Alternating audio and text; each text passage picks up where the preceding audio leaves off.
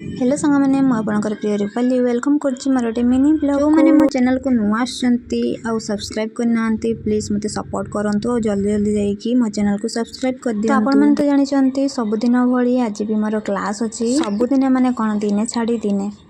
तो से मुझे खाई खुआ कि फ्रेश हो सारिकी बाहरी पड़ी थी क्लास जेहेतु गाड़ी नहीं कि जीवार अच्छी तो वीडियो करि परिबिनी तापरे किछि टाइम परे पहुंची आसली मो क्लास रे आ सार क्लास भी स्टार्ट कर देथिले। तापरे हमर थ्योरी क्लास सरला परे आमे पळे जाइतलु प्रैक्टिकल क्लास को प्रैक्टिकल करि सरला परे मु टिके पळे जाइतली मैप को मु देखुतली मैप रे आम घर साइड माने छडा हेछि कि नहीं तो बहुत चेष्टा परे फाइनली पाई जाइथिली। देन तापरे एठी मु मोर प्रैक्टिकल काम सारिकी बाहरी जाइथिली घर को तो एठी मो गाड़ी को सब साइड रखी था हैंडल लॉक करी थाए।